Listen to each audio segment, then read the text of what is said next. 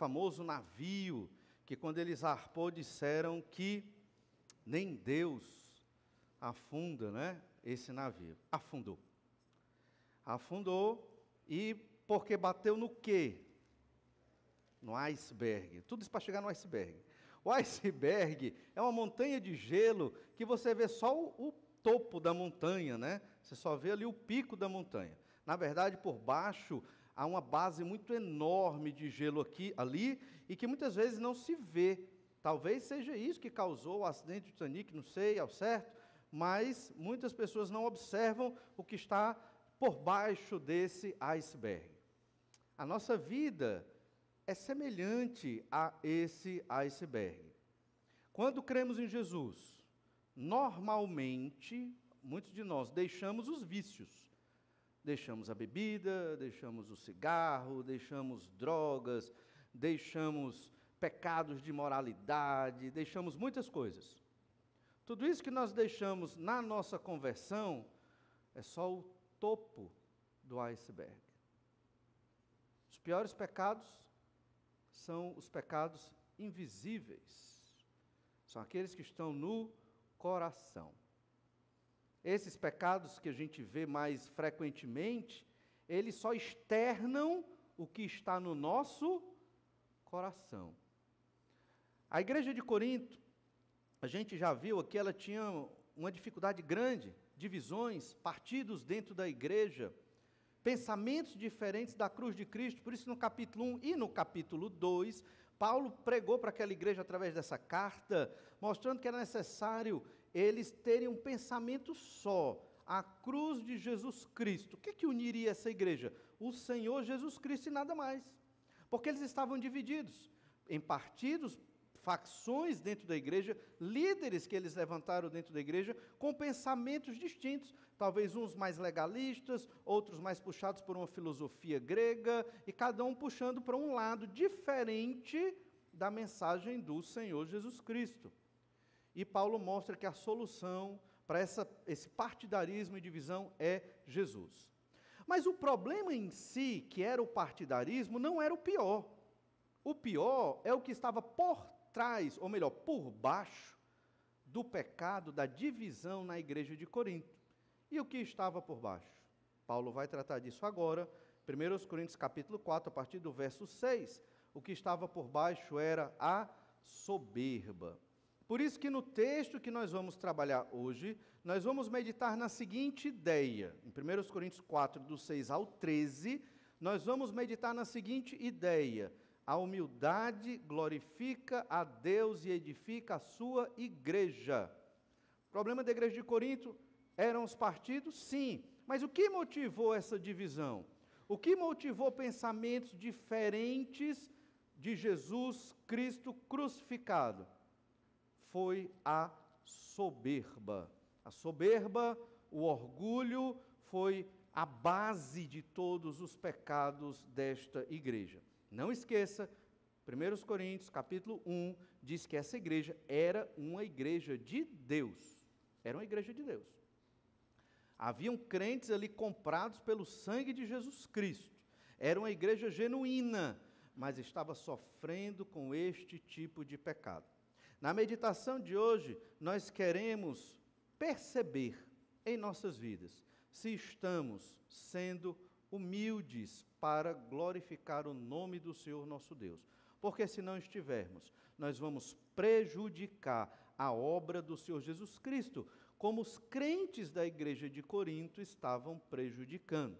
Vamos ler 1 Coríntios capítulo 4, do verso 6 ao verso 13.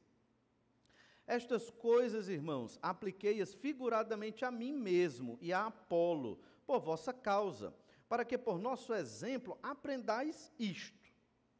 Não ultrapasseis o que está escrito, a fim de que ninguém se ensoberbeça a favor de um em detrimento de outro. Pois quem é que te faz sobressair? E que tens tu que não tenhas recebido? E se o recebeste, por que te vanglorias? Como se o não tiveras recebido? Já estais fartos, já estais ricos, chegastes a reinar sem nós. Sim, tomara reinasseis, para para que também nós viéssemos a reinar convosco. Porque a mim me parece que Deus nos pôs a nós, os apóstolos, em último lugar, como se fôssemos condenados à morte, porque nos tornamos espetáculo ao mundo, tanto a anjos como a homens. Nós somos loucos por causa de Cristo, e vós sábios em Cristo, nós fracos e vós fortes, vós nobres e nós desprezíveis. Até a presente hora, sofremos fome e sede e nudez, e somos esbofeteados, e não temos morada certa. E nos afadigamos, trabalhando com as nossas próprias mãos. Quando somos injuriados, bendizemos. Quando perseguidos, suportamos. Quando caluniados, procuramos conciliação. Até agora, temos chegado a ser considerados lixo do mundo, escória de todos. Paulo, nesse texto, quer mostrar a raiz do pecado daquela igreja, que levou, não era toda a igreja, obviamente, mas uma boa parcela dela, que levou aqueles irmãos a se dividirem e a terem pensamentos diferentes do de Jesus Cristo crucificado. E então Paulo alerta do pecado deles, a soberba. Vamos então aprender com a palavra de Deus sobre a humildade. Tendo humildade, glorificamos a Deus e edificamos a igreja. Entende que humildade não é ser coitadinho. Humildade não significa pobreza financeira. Tem nada disso. Ah, fulano é humilde. Não, a gente usa esses termos, mas não é isso que estamos falando aqui. Humildade não tem a ver com temperamento. Não tem a ver com ser uma pessoa mais calada. Isso não tem nada a ver com humildade. Humildade é uma questão do coração. Você pode ser firme, você pode ter uma posição e pode ser uma pessoa humilde diante do Senhor Jesus e diante das pessoas. Vamos ver então 3 ensinos dentro desse texto com relação à humildade para glorificarmos a Deus e edificarmos a igreja. Primeiro ensino: humildade é reconhecer que tudo é sobre Deus e não sobre nós. Isso é humildade. Tudo é sobre Deus, não é sobre nós. Você vai fazer um trabalho aqui na igreja, um serviço, você vai organizar uma refeição para os irmãos da igreja, ou você vai fazer uma decoração, você vai tocar um instrumento, você vai pregar. Isso não tem a ver com você, entenda, tem a ver com Deus. Você está fazendo para Deus. Você vai usar o melhor do que você tem, o máximo que você pode, para a glória de Deus. Assim está o seu coração quando você faz esse trabalho. Aí se alguém não gostou ou reclamou, o que é que você pensa? Não fiz para você, eu fiz para Deus. Senhor, tem misericórdia de mim e recebe o meu serviço. Óbvio que eu não vou usar esse pensamento para oferecer qualquer coisa para Deus. Eu vou oferecer o meu melhor. Mas pode ser que o meu melhor seja muito pouco para o Senhor. Pode ser não, sempre será, né? Mas eu vou usar o meu melhor. Nesse pensamento e nessa perspectiva, somos humildes e estamos glorificando o Senhor nosso Deus. Mas no momento que eu estou aqui apresentando um sermão, e eu espero receber o elogio das pessoas, e não recebo, e fico decepcionado e frustrado, porque ninguém reconhece aqui o meu trabalho, eu não estou fazendo para Deus. Eu estou fazendo para mim. Isso é soberba. Isso é do coração. Nenhum de vocês vai saber disso, mas Deus sabe. Não é verdade? Vocês podem até ser edificados com o sermão, mas Deus sabe. Isso é soberba, está no coração. Percebe? Humildade é reconhecer que tudo é sobre Deus. Tudo. Tudo é sobre Deus, é para Deus, diz respeito ao Senhor, não diz respeito a mim. Inclusive na sua área profissional, na sua vida familiar, no seu lazer, nas suas atividades, aí fora aqui da igreja, tudo tem a ver com Deus, não é sobre você. A gente viu aqui, já mencionei, e vamos ler em 1 Coríntios 1:11, problema da igreja de Corinto, só para revisar. 1 Coríntios 1:11, pois a vosso respeito, meus irmãos, foi informado pelos da casa de Cloe, de que há contendas entre vós. Refiro-me ao fato de cada um de vós dizer, eu sou de Paulo, e eu de Apolo, e eu de Cefas, e eu de Cristo. Acaso Cristo está dividido? Foi Paulo crucificado em favor de vós ou fostes porventura batizados em nome de Paulo? Então esse era o problema da igreja. A igreja estava dividida entre partidos, provavelmente 4, e dividida entre pensamentos distintos também, que desfocava a igreja da sua missão, que é Jesus Cristo. A missão de Jesus Cristo é a missão da igreja de Jesus. Isso é importante. E então o apóstolo Paulo, no texto que nós acabamos de ler, 1 Coríntios 4, 6, ele apresenta o problema da igreja no final do verso 6.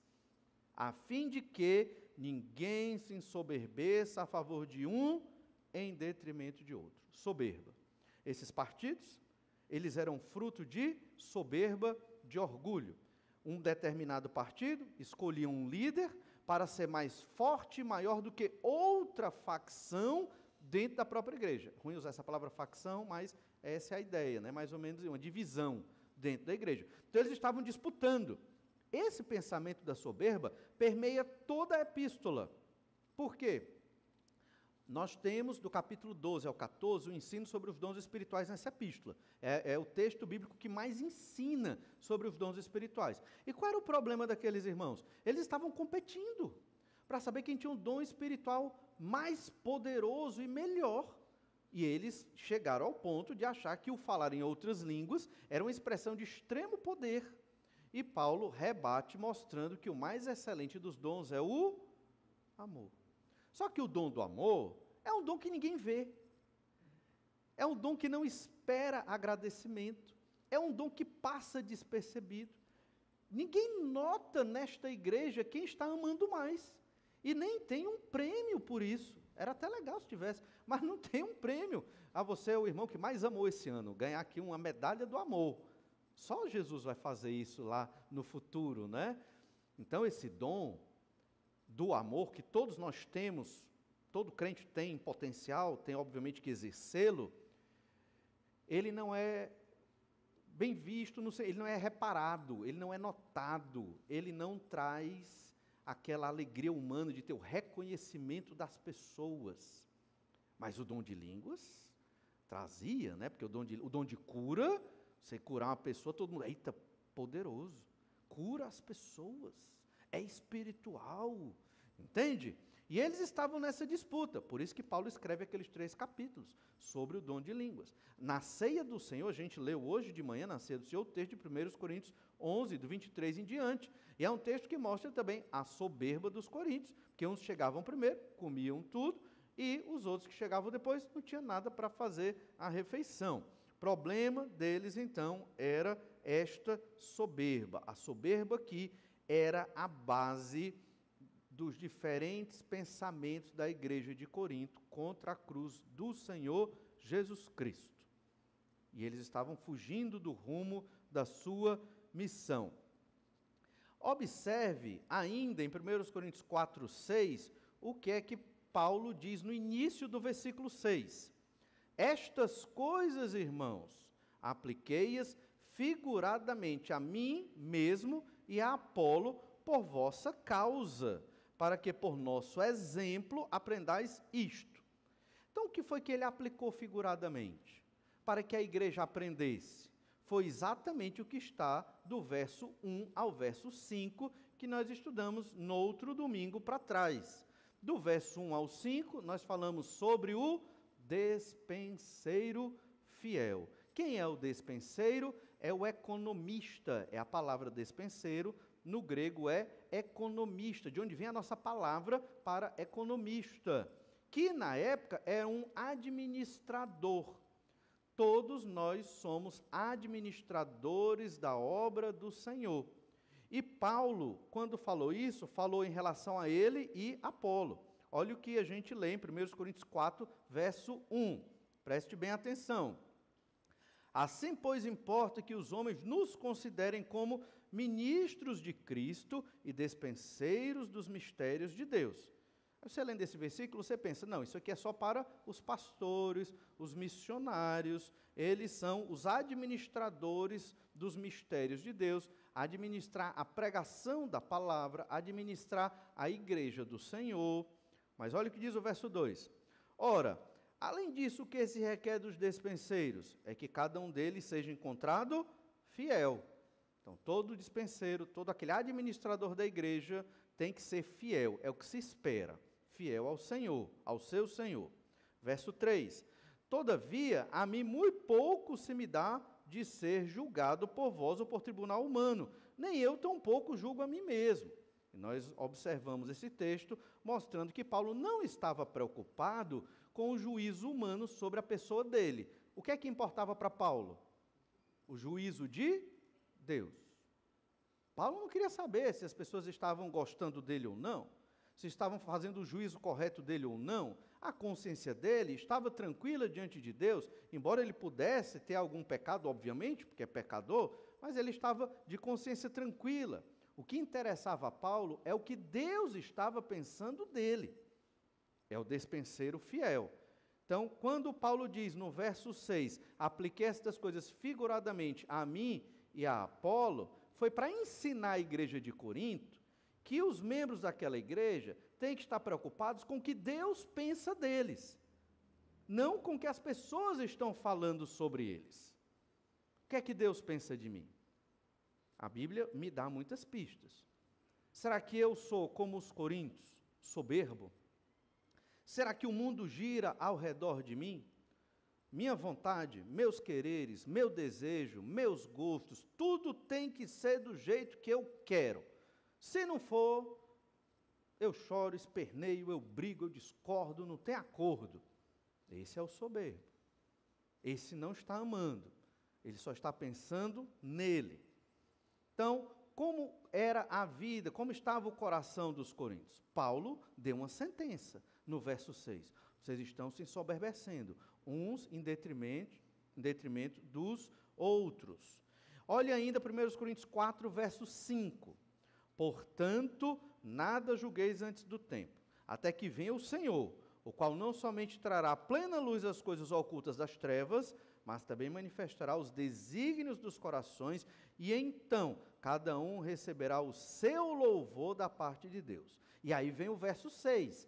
Estas coisas, irmãos, apliqueis figuradamente a mim e a Apolo. Então, quando ele tratou do verso 1 ao 5, ele estava tratando dele, de Apolo, sim, mas como ele e Apolo fossem um exemplo para que a igreja entendesse que cada crente em Jesus daquela igreja tinha que ser um despenseiro fiel. Tinha que se preocupar com o que Deus está achando de sua vida. E não eu me preocupar com o que as pessoas estão pensando de mim. Óbvio que eu posso estar pecando. Se algum irmão vê que eu estou em pecado, deve me exortar, me aconselhar para que eu deixe o meu pecado. Isso é bíblico, tudo bem, falamos disso no outro domingo. Mas eu tenho que me interessar no que Deus pensa de mim. Como é que eu vou saber o que Deus pensa de mim? Bíblia Sagrada. Especificamente hoje, nesse texto, a exortação o pensamento que você deve estar na sua mente se avaliando na sua vida hoje. Eu me encaixo nesse quadro de crentes soberbos, que se preocupam consigo e não com a cruz do Senhor Jesus Cristo, com a obra de Deus, com o amor aos irmãos? Eu estou pensando só no meu bem pessoal, no meu estilo de vida, na minha alegria, e os meus irmãos? Estou pensando neles também? Então, a soberba dos coríntios os dividiu. É isso que Paulo está dizendo aqui. E Paulo está dizendo isso para ajudá-los, não é para criticá-los somente por criticá-los. Isso é importante para nós desenvolvermos na fé no Senhor Jesus Cristo e amadurecermos. Nós temos que fazer essa reflexão pessoal. Eu tenho que ter um coração aberto para, na minha leitura da Bíblia e oração, eu perceber onde eu estou errando. E isso não é fácil. Isso gera um desconforto contínuo para a vida do cristão, porque sempre estamos falhando em alguma coisa, e nós não queremos falhar diante do Senhor nosso Deus.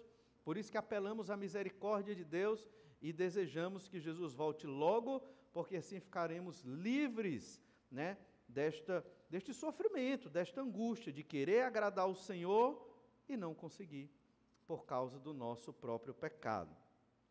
Então, Paulo diz ainda no verso 6, por vossa causa, para que por nosso exemplo aprendais. Então, Paulo estava dizendo, aprenda com o meu exemplo, aprenda com o exemplo de Apolo, seja um despenseiro fiel, seja um cooperador, um administrador da obra de Deus com fidelidade. E nós, crentes, irmãos, não precisamos que as pessoas estejam nos cobrando as coisas. Nós temos o Espírito Santo, a palavra de Deus, nós temos sempre nos perguntar o que Deus quer que eu faça. Deus está satisfeito com a minha vida? Como Deus quer que eu haja com os irmãos da minha igreja, com os meus irmãos, com aqueles que estão ao meu redor que não creram em Jesus? Como Deus quer que eu os ame? Onde eu tenho falhado? Essa reflexão na vida de um crente deve ser constante e diária para não cairmos no pecado da soberba. A humildade tem tudo a ver com Deus e não conosco. Isso é humildade. Um coração humilde é um coração que se preocupa, se importa com aquilo que Deus quer de mim ou aquilo que Deus pensa de mim. Não o que eu quero de mim e o que eu mesmo penso de mim. E aí meditamos no outro domingo sobre essa questão da autoestima, né? A solução da modernidade para o problema da baixa autoestima é elevar a autoestima, mas isso não resolve. E isso prejudica, porque a baixa autoestima e uma elevada autoestima são dois aspectos do mesmo pecado, chamado soberba. O crente em Jesus pensa completamente diferente dessa lógica. A Bíblia Sagrada pensa completamente diferente dessa lógica. O que a Escritura nos ensina é, quanto mais eu olho para Deus e penso no que Deus quer, mais eu estarei satisfeito com a minha existência nessa terra. Menos soberbo, mais humilde, porque não mais eu, e sim Cristo. É um autoesvaziamento. É eu não mais viver a minha vida, e Cristo viver a minha vida. Eu não mais estou aqui para fazer o que eu quero, mas o que o Senhor Jesus Cristo manda na sua palavra. Um crente obediente, despenseiro fiel, ele não tem opção e não tem liberdade para fazer o que Deus não quer. Ele só faz o que Deus quer. Não consegue fazer tudo porque a natureza do pecado, infelizmente, bloqueia os nossos maiores esforços. É incrível. Por mais que você queira ser fiel e santo, vai pecar. Está na natureza, infelizmente. Mas você deve perseverar para ser cada vez mais semelhante ao Senhor Jesus Cristo. Esta é a realização da vida do ser humano, é ser mais parecido com Jesus, é fazer tudo que agrade ao Senhor.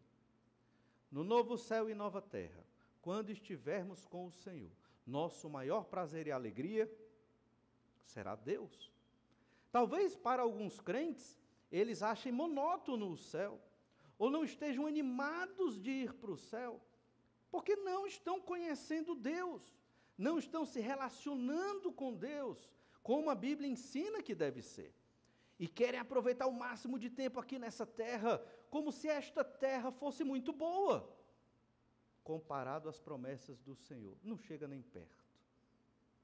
Se estivéssemos bem lendo a nossa Bíblia e buscando o Senhor em oração constante, estávamos ansiosos para que Jesus voltasse logo ou para que o Senhor nos levasse para perto dele. Porque lá, no novo céu e nova terra, na ressurreição dos mortos, será muito melhor, irmãos, do que o que nós estamos vivendo aqui. Então, humildade tem tudo a ver com Deus e não com as minhas vontades e os meus gostos. Lembre-se que a soberba, ela é irmã da inveja. Os coríntios, eles tinham inveja uns dos outros, por isso que se ensoberbeciam uns sobre os outros. Mas era uma igreja de Deus, mas estava passando por muitos problemas ali. E essa carta foi escrita exatamente por Paulo, sob a iluminação do Espírito Santo de Deus, para nos ajudar a vencer a nossa própria soberba. O ensino de Paulo aqui não se baseia em um texto específico, ele cita um texto, no verso 6, mas não é um texto específico do Antigo Testamento que ele está citando. Ele está citando toda uma ideia contra a soberba que foi pregada em todo o Antigo Testamento. Olha ainda em 1 Coríntios 4, 6, ainda. Vamos ler do começo. Estas coisas, irmãos, apliquei-as figuradamente a mim mesmo e a Apolo, por vossa causa, para que por nosso exemplo aprendais isto. 2 pontos. Aí ele vai dizer o ensino. Não ultrapasseis o que está escrito. Aí ele vai dizer o que está escrito. A fim de que ninguém se ensoberbeça a favor de um em detrimento de outro. Não tem um versículo no Antigo Testamento que seja exatamente assim. Então, o que Paulo está fazendo aqui é refletindo uma série de textos do Antigo que mostra que a soberba prejudica o homem pecador. Por exemplo, Provérbios 11, verso 2. Em vindo a soberba sobrevém a desonra, mas com os humildes está a sabedoria. E ele falou muito de sabedoria em 1 Coríntios capítulo 1 e capítulo 2, sabedoria de Deus. Por quê? Porque quem tem a sabedoria de Deus é humilde. Por quê? Porque faz o que Deus manda, não o que o seu coração quer. Isso é humildade. Fazer o que Deus manda, não o que o seu coração quer.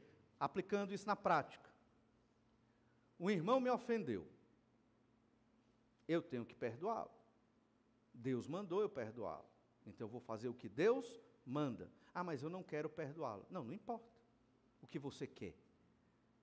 É você falando com você mesmo, certo? Não importa o que você sente. Não importa se você está com vontade ou não está com vontade. Nada disso importa. Esqueça. Tudo isso é do coração humano pecador. O que é que importa? Deus mandou você perdoar o seu irmão. E você tem que perdoar o seu irmão. Como diz no dito popular, dê os seus pulos. Já ouviu essa expressão? Não? Pois é. Se vire. E como é que a gente faz isso? Oração, jejum, porque eu tenho que perdoar o meu irmão. Tenho que amar, porque Deus mandou. Isso é ser humilde. Se você entende que humildade é colocar Deus em prioridade e não você mesmo, esse é o caminho da glorificação a Deus e certamente da sua própria felicidade. Provérbios 13, 10 também apresenta o que Paulo está dizendo aqui. Da soberba só resulta a contenda, que é os coríntios brigando. Mas com os que se aconselham se acha a sabedoria. Veja, soberba sempre em contraste com sabedoria. Provérbios 16, 18. A soberba procede à ruína e a altivez de espírito à queda. Melhor é ser humilde de espírito com os humildes do que repartir o despojo com os soberbos. E aqui não é só ser manso, não é só ser tranquilo, não é isso, certo? Começa no coração, lembra do iceberg. A igreja estava em conflito, brigando. Esse não era o pior problema da igreja. Para resolver o problema da divisão, Jesus Cristo crucificado. E o pecado era mais profundo, era a soberba do coração. Então, quando você vê uma família em conflito, não é o conflito em si que deve ser resolvido, mas é o que está por trás desse conflito, os pecados de cada um que estão ali. É isso que tem que ser resolvido. Confissão de pecados, procurar o Senhor, transformação de vida, reconhecimento de pecados diante de Deus. É assim que se resolve os pecados mais externos e visíveis, trabalhando os pecados do coração, onde residem, infelizmente, muitos ídolos, que nós não enxergamos, mas estão lá. Ídolos do coração que nos impedem de servir melhor ao Senhor. Aqui o verbo ensoberbecer-se que Paulo usa, 1 Coríntios 4, 6, aparecem várias outras partes de 1 Coríntios, não é só aqui, mostrando que esse era o principal pecado daqueles irmãos, o pecado da soberba. Isso indica que aqueles crentes tinham que vencer o orgulho, a soberba e cultivar esta humildade. Olha 1 Coríntios 4, 18. Alguns se ensoberbeceram como se não tivesse de ir ter convosco, mas em breve irei visitar-vos, se o Senhor quiser, e então conhecerei não a palavra, mas o poder dos ensoberbecidos. Paulo queria ir em Corinto enfrentar aqueles irmãos. porque eles estavam prejudicando a igreja. Provavelmente eles já tinham falado algo contra o apóstolo Paulo, e ele disse, eu quero ir aí, se Deus quiser, porque eu quero conhecer, não a palavra, mas o poder dos ensoberbecidos. Isso é um desafio. Eu quero conhecer estes que se ensoberbecem e prejudicam a igreja de Jesus. Eu quero confrontar vocês pessoalmente. A segunda epístola que nós temos aqui é uma reação à postura de Paulo. Porque a igreja de Corinto, pelo menos boa parte dela, se organiza para dizer para Paulo o quê? Você não é apóstolo. Eles tentam deslegitimar o apostolado de Paulo. Por quê? Porque Paulo meteu o dedo na ferida deles. Paulo enfrentou a soberba daqueles irmãos que estavam destruindo uma igreja de Jesus. E isso, irmãos, não é fácil. Mas esse foi o trabalho do apóstolo. E foi muito difícil. Porque, obviamente, ele não queria, ele não estava com ódio de ninguém, ele não estava querendo maltratar ninguém, mas, ao mesmo tempo, ele não podia permitir, a igreja que ele plantou, lá em Atos, capítulo 18, na segunda viagem missionária, ele não queria permitir que aqueles irmãos dividissem a igreja e estragassem aquela igreja. Então, é um conflito muito grande, sofrimento muito grande aqui do apóstolo. Mas, em outras partes de 1 Coríntios, aparece o fato de que essa igreja estava ensoberbecida, pelo menos boa parte dela. 1 Coríntios capítulo 5, verso 2. E contudo andais vós ensoberbecidos, e não chegastes a lamentar, para que fosse tirado do vosso meio quem tamanho ultraje praticou. E aqui a gente vai estudar em breve esse texto, mas a ideia aqui é que o pecado da imoralidade entrou na igreja, de tal maneira que os coríntios não quiseram ver, eles sabiam, mas eles fizeram vista grossa. Deixa o homem pecar, não tem problema. Pecado de imoralidade. Eles deviam ter retirado aquela pessoa do meio da igreja. Por que que não retiraram? Porque a soberba cega as pessoas e elas não mais estão preocupadas com os objetivos de Deus, santificação da igreja. E aí deixa a imoralidade tomar de conta da igreja. É o que estava acontecendo em Corinto. 1 Coríntios 8, 1. No que se refere às coisas sacrificadas a ídolos, reconhecemos que todos somos senhores do saber. O saber ensoberbece, mas o amor edifica. Isso aqui não é uma apologia a não estudar. Muita gente fala isso, né? O saber ensoberbece, o amor edifica. Então não vamos estudar nada da Bíblia, vamos só amar. Não é isso que Paulo está dizendo. Paulo está sendo irônico. Nós vamos perceber que os coríntios ensoberbecidos, crentes, eles eram tão soberbos que eles queriam ser maiores do que os próprios apóstolos. Já pensou? Você quer ser maior do que um apóstolo? Porque você quer o poder e a posição daquele apóstolo.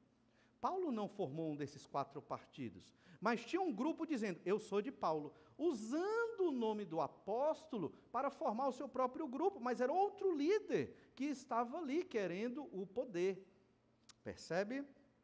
Então, eles estavam ensoberbecidos e a resposta para isso era o amor. Por isso que Paulo, lá em 1 Coríntios 13, fala do dom do amor, porque isso é outra ferramenta maravilhosa de Deus para vencer a soberba e edificar a igreja. E 1 Coríntios 13, verso 4, nós lemos, o amor é paciente, é benigno, o amor não arde em ciúmes, não se ufana, não se ensoberbece. Todos têm o dom do amor. Se você tem o dom do amor, você não pode se ensoberbecer, querer ser melhor do que os seus irmãos e, nesse sentido, acabar dividindo a igreja.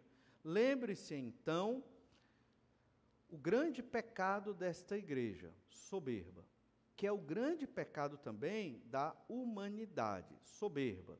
Tudo eu, e eu esqueço Deus. Nada de Deus, tudo eu, mesmo sendo eu um crente no Senhor Jesus Cristo. Na verdade, é para ser o contrário, né? Tudo para Deus e para o Senhor Jesus Cristo e nada para mim. Isso é ser humilde. E isso reflete em todas as práticas de humildade da nossa vida diária, certo? Olha então 1 Coríntios 4, verso 7. Pois quem é que te faz sobressair? Pergunta interessante, né? Você é soberbo, irmão de Corinto? Quem te faz sobressair? Quem te faz inteligente? Quem te faz rico? Quem te faz próspero? Quem? É você? É você? Não é. E continua. E que tens tu que não tenhas recebido? Você acha que o carro que você tem é seu? O documento está lá no seu nome. É seu? A casa onde você mora está lá no seu nome. Ela é sua? Os seus bens são seus? Ou será que você recebeu de alguém? É isso que Paulo quer que nós reflitamos. Porque a soberba, no nosso coração, vem da ideia de que nós somos autossuficientes, poderosos, temos o controle da nossa vida. Isso é uma ilusão. Somos seres extremamente frágeis. Se faltar o oxigênio aqui, já era. Acho que não dura 3 minutos, dura 3, 4 minutos sem oxigênio, o ser humano morre. Quer dizer, não sei, poucos minutos. Oxigênio. Parece uma coisa comum, é comum na verdade. Mas se faltou isso, você se engasgou, já era. Simples, uma queda. Somos muito frágeis. Tudo está no controle de Deus. Estamos aqui, irmãos, foi Deus. A vida que nos deu foi Deus. Todas as alegrias ou tristezas vieram da parte do Senhor. E nós temos que reconhecer isso. Tudo vem de Deus. Quem te fez sobressair? Quem te fez chegar até aqui na sua vida? Foi o Senhor. Isso é humildade, como a Bíblia ensina. E ainda diz no verso 7, e se o recebeste, por que te vanglorias, como se o não tiveras recebido? A vanglória, aqui é a glória humana. Por que você se gloria de quem você é, do que você tem, do que você faz, como se você fosse tão inteligente, tão capaz e tão forte? Na verdade, tudo vem do Senhor. Foi Deus que nos deu tudo. Essa é a maravilhosa doutrina da soberania de Deus. E no momento que nos ensoberbecemos, esquecemos, ou queremos esquecer, ou deixamos de lado a verdade que foi Deus que nos deu tudo. Então não se ensoberbeça, crente de Corinto. Se arrependa do seu pecado. Seja humilde e reconheça que tudo veio do Senhor. E que tudo que você faz hoje tem que ser para o Senhor. E que no dia que você creu no Senhor Jesus Cristo, na verdade toda a humanidade deveria viver assim, mas o pecado impede. E no dia que você creu no Senhor Jesus Cristo, você votou a Jesus. Porque Ele abriu a sua mente e o seu coração. Você votou, Jesus, eu entrego a minha vida ao Senhor. Não mais eu, mas Cristo vive em mim. No dia que você creu em Jesus. Isso é ruim? De forma nenhuma. É maravilhoso. Essa é a verdadeira vida. É a vida abundante. É uma vida alegre, onde você vai caminhar dia após dia para agradar ao Senhor. O julgamento dos homens não interessa. Interessa o julgamento de Deus. Humildade é reconhecer que tudo é sobre Deus e não sobre nós. Segundo ensino, humildade é cumprir a ordem de Deus e não a nossa vontade. Humildade é isso. E eu já falei um pouco sobre isso aqui. É cumprir o que Deus manda, não cumprir o que eu quero. Isso é diferente. Nós aqui na terra temos muitos quereres e vontades, e tem coisas que nós podemos fazer que não são pecado e não tem problema, e certamente Deus quer que você faça, e você vai ser muito feliz, nenhum problema com isso. Mas existem situações em que você tem que escolher, e são muitas, entre o que Deus quer e o que você quer. E aí é que o negócio pega. E é aí que o crente, ele tem que se definir, né? Como eu sou um crente aqui? Sou um crente infantil, como os de Corinto, ou sou um crente que visa ser como Jesus? Olha 1 Coríntios 4, verso 8. A humildade é cumprir a ordem de Deus e não a nossa vontade. Verso 8. Já estáis fartos, já estáis ricos, chegastes a reinar sem nós. Sim, tomara reinasseis, para que também nós reinássemos, para que também nós viéssemos a reinar convosco. E aqui o apóstolo Paulo usa de um recurso que a gente não gosta muito, mas se chama de ironia.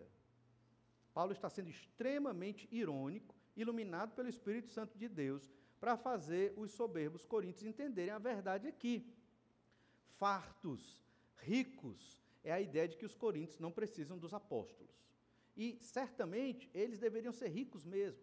E eles deveriam se sentir fartos de quê? Sabedoria. A cultura de Corinto, é importante dizer isso, os coríntios eram gregos, a cultura deles, a cidade de Corinto era uma cidade cosmopolita, uma cidade grande. Na época, não era uma cidade rural, era uma das grandes cidades gregas da época. E nesta cidade, eles eram muito imorais, por causa da cultura grega, viviam em imoralidade, e além disso, eles eram muito cheios de sabedoria e filosofia grega. Então, eles se arrogavam de ser excelentes. Você sabe que na cultura grega, eles sempre procuraram chegar no ideal dos deuses. Eles tinham que ter o ápice da sabedoria e o ápice da forma física, né? Daí as Olimpíadas virem dos gregos. Eles tinham que ter uma boa forma física.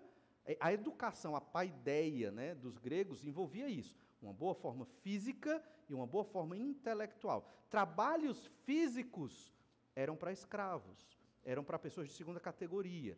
Quando o apóstolo Paulo ia trabalhar fazendo tendas, Paulo estava se colocando numa situação servil abaixo do que os gregos esperavam, porque ele estava fazendo tendas e levando para vender no comércio.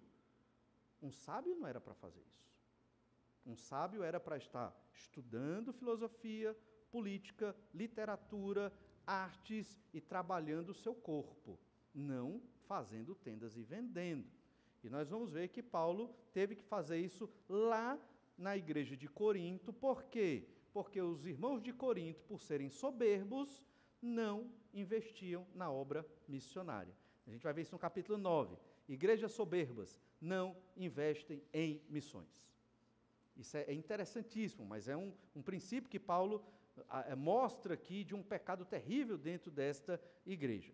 Eles estavam fartos, estavam ricos, chegastes a reinar sem nós. É como se os coríntios dissessem, somos muito sábios, muito espirituais, não precisamos dos apóstolos.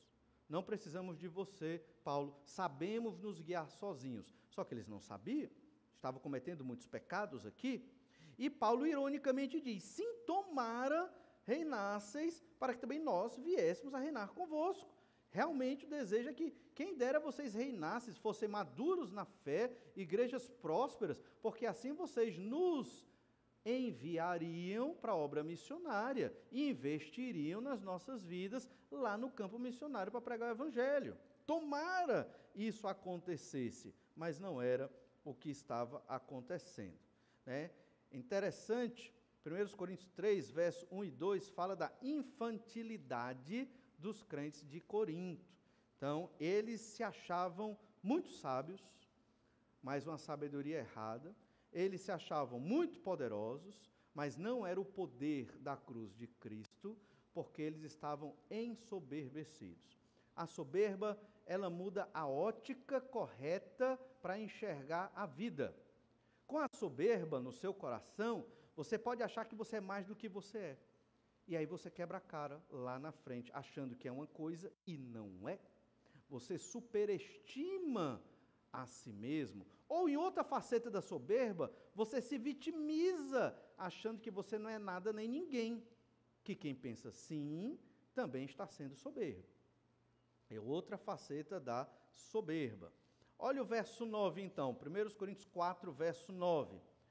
Porque a mim me parece que Deus nos pôs a nós, os apóstolos, em último lugar, como se fôssemos condenados à morte, porque nos tornamos espetáculo ao mundo, tanto a anjos como a homens. E a figura aqui é de que Paulo se coloca como se fosse um daqueles cristãos ou gladiadores que eram enviados para a arena romana. Havia arena lá em Corinto, em Éfeso, em várias cidades, arenas menores, é claro, não comparadas com a do Coliseu. Mas o fato aqui é que Paulo estava dizendo, nós somos como aqueles que foram destinados a morrer. Os gladiadores, quando eles entravam na arena, eles tinham que ficar de frente para o imperador, quando isso era em Roma, e eles diziam, vos saúdam aqueles, não, ave imperador, os que vão morrer te saúdam. E eles estavam prontos para morrer. E Paulo diz que nós somos este. Deus nos colocou nessa situação, prontos para morrer pelo Senhor Jesus Cristo. E aí veja o contraste. Os crentes de Corinto, ricos, sábios, fortes, poderosos. E os apóstolos, entregues à morte. Será que realmente os coríntios eram ricos, sábios, poderosos, segundo a perspectiva de Deus? Certamente não. Eles poderiam ser sábios dentro da cultura grega, poderosos financeiramente, sim, mas não segundo os desígnios do Senhor. Os apóstolos, eles estavam prontos para morrer, como gladiadores enviados a uma arena. E isto é humildade. E era o que Paulo queria dizer para aqueles irmãos. Isso é humildade. Estamos fazendo o que Deus manda que nós devemos fazer. E vocês deveriam seguir o mesmo exemplo, irmãos de Corinto. É o que Paulo está ensinando àqueles irmãos. Paulo diz, nos tornamos este espetáculo ao mundo. É interessante que espetáculo no sentido de que vão ser mortos na arena. O Senhor Jesus ensina isso também, em vários momentos, quando ele está preparando os seus discípulos. Ensina o quê? Que humildade é colocar Deus ali em primeiro lugar e fazer tudo o que Deus manda. Lá em Lucas 14, 25, nós lemos, grandes multidões o acompanhavam, e ele, voltando-se, lhes disse, se alguém vem a mim e não aborrece a seu pai e mãe e mulher e filhos e irmãos e irmãs, e ainda a sua própria vida, não pode ser meu discípulo. Qualquer que não tomar a sua cruz e vier após mim, não pode ser meu discípulo. Você tem que entregar a vida para Jesus. O que é entregar a vida para Jesus? É dizer, Senhor Jesus, estou pronto para morrer pelo Senhor. O que é carregar a cruz? É dizer, Senhor Jesus, estou pronto a carregar a cruz e ser pregado na cruz por amor ao Senhor. Traduzindo para a modernidade, porque não tem cruz nem perseguição de morte no nosso país. Senhor Jesus, o que for necessário, para a glória do nome do Senhor, estou disposto a fazer, estou disposto a deixar. O Senhor é mais importante do que tudo nesta terra para mim. Está revelado na Bíblia Sagrada. Se o Senhor Jesus está querendo que eu faça isso, eu vou fazer. Isso é humildade. Isso é humildade. Obedecer aquilo que Deus manda. Paulo estava dizendo isso para os coríntios. Vocês são ricos, sábios, nós estamos condenados à morte. Estamos prontos para fazer o que Deus manda. Lá em Filipenses 1:21, porque para mim o viver é Cristo e o morrer é lucro. Não tem outra opção. O viver não é o lazer, o viver não é a minha vontade, o viver não são as minhas experiências, o viver não é minha liberdade. O viver é Cristo, é Jesus Cristo. Quanto mais maduro na fé o crente for, mais ele quer saber de Jesus Cristo. Quanto mais imaturo na fé o crente for, mais ele está apegado às coisas desta terra. Essa é a vara de medir a nossa vida com Deus. Aí você se avalia, você se investiga. O quanto de Cristo eu dou atenção na minha vida? É assim que você se avalia. E o morrer é lucro, porque eu estarei com o Senhor, aguardando a ressurreição. Em Filipenses 3:7, mas o que para mim era lucro, isto considerei perda por causa de Cristo. Sim, deveras considero tudo como perda por causa da sublimidade do conhecimento de Cristo Jesus, meu Senhor, por amor do qual perdi todas as coisas e as considero como refúgio para ganhar a Cristo. Perdi todas as coisas. E o que significa isso? Significa que nada é valioso para mim mais do que Jesus Cristo. Essa é a ideia. Tudo é lixo, tudo é segundo lugar, tudo fica em último lugar. Jesus tem a primazia na nossa vida. E Gálatas 2,19, porque eu, mediante a própria lei, morri para a lei, a fim de viver para Deus. Estou crucificado com Cristo. Significa o quê? Eu morri para esta vida, literalmente. Eu não faço o que eu quero. O crente não faz o que quer. Ele faz o que Jesus manda na Bíblia Sagrada, que é a voz do Senhor.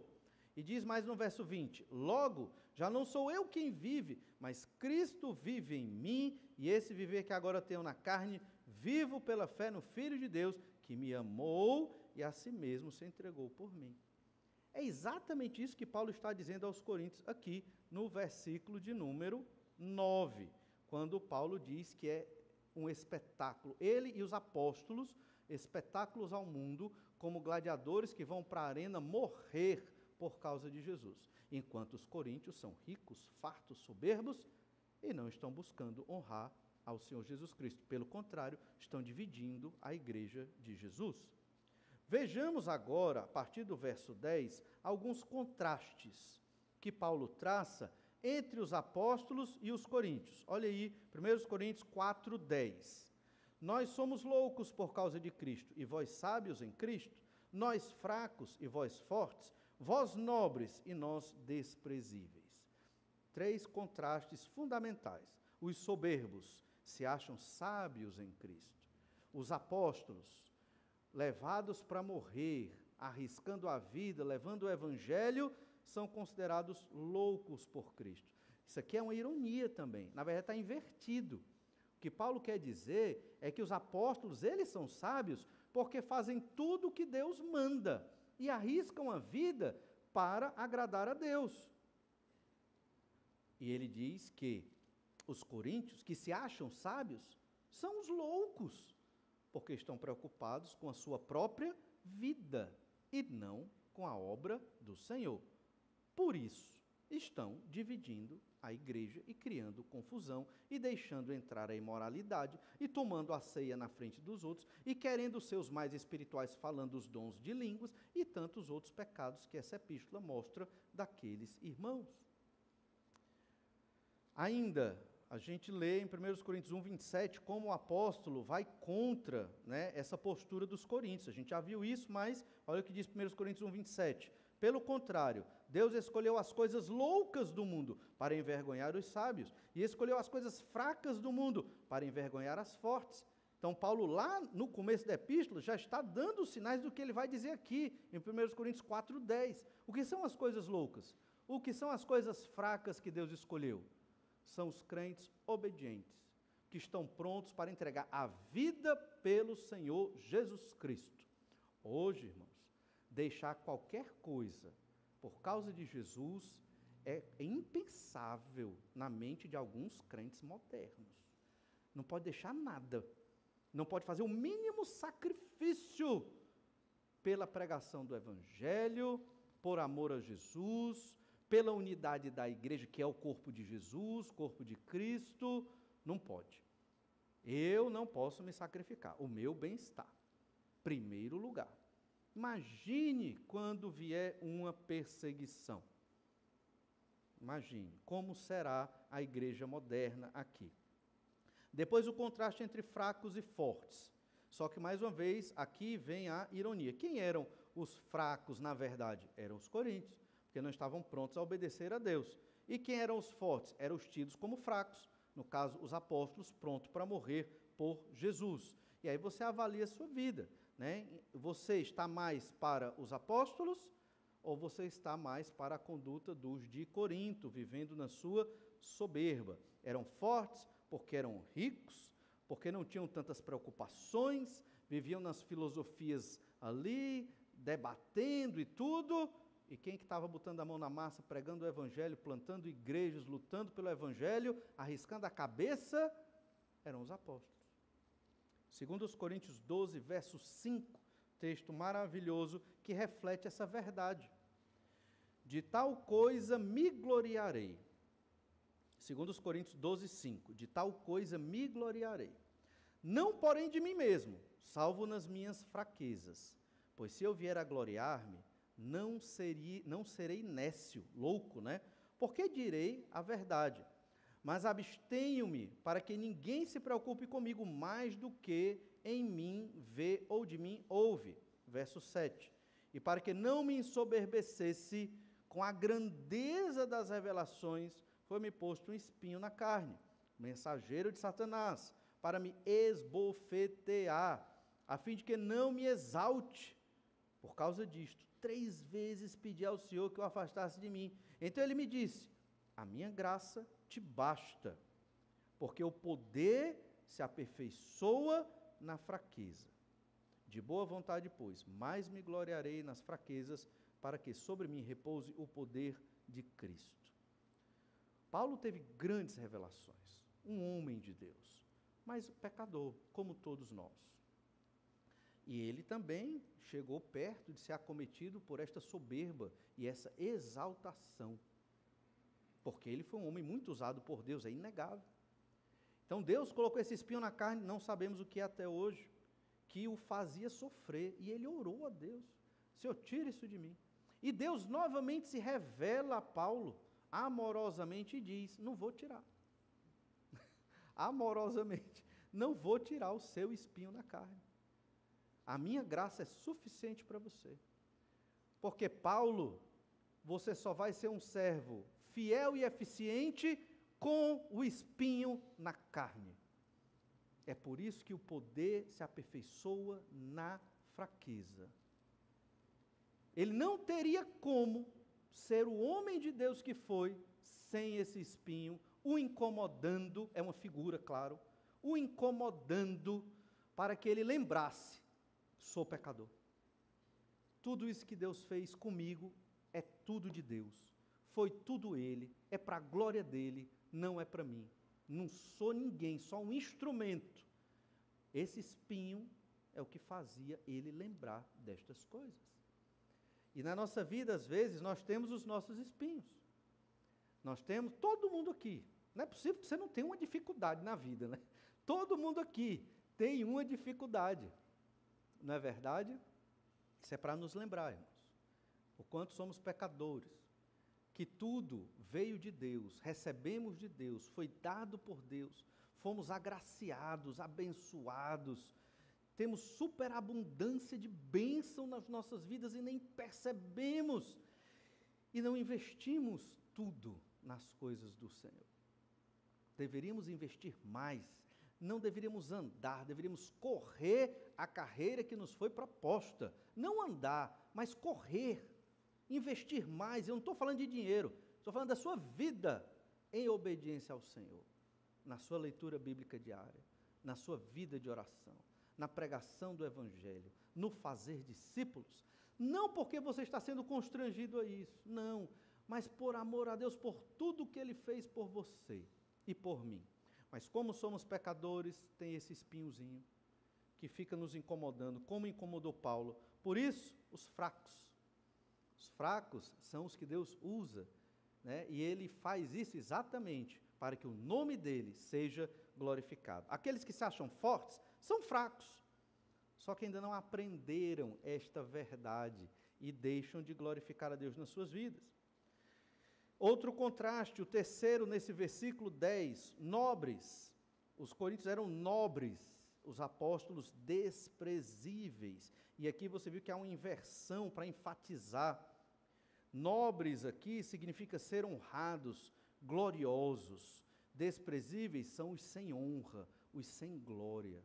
A ideia é que os coríntios, eles gostavam da pompa, gostavam da glória, gostavam do reconhecimento, eram ricos, eram prósperos e não davam oferta missionária. 1 Coríntios capítulo 9. Por isso que Paulo tinha que trabalhar com as próprias mãos para se manter, e uma igreja rica não investia nele, E ele diz isso aqui, como os tessalonicenses também não investiram. E a igreja pequena de Filipos foi quem investiu e deu o sustento necessário para ele viver. Mas Paulo, ele não ficou dependendo da igreja, a igreja que perdeu diante de Deus. Ele trabalhou, ele se sustentou, e ele continuou pregando o evangelho, mas sofreu mais. teve mais dificuldade, a igreja não o amou nesse sentido. E isso tem tudo a ver com eles serem desprezíveis aos olhos da igreja de Corinto. Por isso que, segundo os coríntios, eles não queriam reconhecer Paulo como apóstolo. Mas não esqueça, irmãos, você pode estar pensando, que igreja ruim, né? E tinha crente nessa igreja? O início da epístola diz, era uma igreja de Deus. Não esqueça disso. Porque você tem que entender que estes pecados podem existir nas igrejas e nós temos que aprender a vencer estes pecados. Por fim, e um pouco mais rápido, vimos o segundo ensino, humildade é cumprir a ordem de Deus e não a nossa vontade. E por fim, humildade é responder ao sofrimento como Deus quer. Olha o verso 11, 1 Coríntios 4, 11. Até a presente hora, sofremos fome e sede e nudez, e somos esbofeteados, e não temos morada certa. Então, Paulo apresentou o currículo dele. Aqui é o meu currículo. Sou fraco, sou desprezível mesmo. Esse é o meu currículo. Fome, sede, nudez, esbofeteamentos, e nem sei onde vou morar. Por quê? Porque ele é louco por causa de Jesus Cristo. Ele tinha uma vida tranquila. Paulo era provavelmente do Sinédrio, na época do apedrejamento de Estevão. Ele era a elite de Israel no que se referia aos rabinos, sucessor de Gamaliel. Ele tinha um status social, ele tinha um bom patrimônio, certamente. E porque creu em Jesus, perdeu tudo. Graças a Deus, hoje não precisa ser assim. Mas é importante entender até onde vai o limite da nossa fé. Então, na verdade, não tem limite, né? A nossa vida tem que ser entregue a Jesus. Olha o verso 12. E nos afadigamos, trabalhando com as nossas próprias mãos. Isso aqui é mostrando que a igreja de Filipe, ele vai falar isso mais na frente, capítulo 9, perdão, a igreja de Corinto, lá no capítulo 9 ele vai dizer isso mais claro, que aquela igreja não ajudou em ofertas na obra missionária. Então ele trabalhou com as próprias mãos. Quando somos injuriados, bendizemos. Quando perseguidos, suportamos. Injuriado aqui, a ideia é que ele estava sendo caluniado. Eles estavam falando calúnias sobre ele, maus tratos sobre ele. O que é que ele fazia? Respondia com bênção. Ele não entrava na briga e na confusão. Quando perseguido, ele estava ali suportando. E suportar aqui é exatamente a ideia de ter paciência no meio da perseguição. E no verso 12, verso 13, quando caluniados, procuramos conciliação. Até agora, temos chegado a ser considerados lixo do mundo, escória de todos. O apóstolo, ele sempre procurava responder com esta conciliação, que significava manter um bom relacionamento com as pessoas que falavam mal dele. Tudo isso ele fazia por quê? Porque ele era bonzinho? Não. Mas porque ele obedecia o que Jesus mandava. A obra de Deus estava ali em primeiro lugar. E eram considerados lixo do mundo, escória de todos. Escória é outra expressão aqui para lixo. Depois em casa você lê 2 Coríntios capítulo 6, do verso 3 ao 11, ele vai desenvolver essa ideia de ser lixo do mundo e escória de todos. E observamos como o apóstolo explica isso com um propósito. Irmãos de Corinto, sejam humildes. A humildade glorifica Deus e edifica a igreja. Com a soberba de vocês, vocês estão prejudicando a igreja de Jesus. Humildade é reconhecer que tudo é sobre Deus e nada é sobre nós. Humildade é cumprir a ordem de Deus e não a nossa vontade.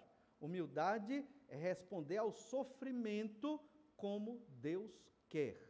Paulo sofreu bastante, porque era o que Deus queria, e ele cumpriu. Mas ele não disse isso, irmãos, para envergonhar os coríntios. 1 Coríntios 4,14, não vos escrevo estas coisas para vos envergonhar. Pelo contrário, para vos admoestar como a filhos amados. Ele não queria o mal daqueles irmãos. Ele queria que aqueles irmãos andassem como Jesus quer, em humildade e obediência à vontade do Senhor, colocando Deus em prioridade nas suas vidas e não suas próprias vontades. Vamos orar e pedir para sermos assim. Obrigado, Senhor, pela bênção de hoje, porque juntos podemos meditar na Tua palavra, adorar e glorificar o Teu nome.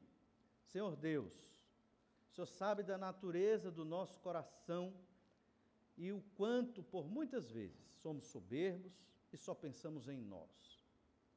Capacita-nos, ó Pai, a entendermos a humildade, colocando o Senhor em primeiro lugar, obedecendo às ordens do Senhor, prontos para sofrer aquilo que for necessário, se o Senhor quiser. Ajuda-nos a sermos mais como os apóstolos e menos como aqueles crentes de Corinto. É o que eu te peço em nome de Jesus. Amém. Deus lhe abençoe, lhe dê uma boa semana. Vamos ter um tempo de oração agora e assim encerramos nosso momento de adoração. Boa noite a todos.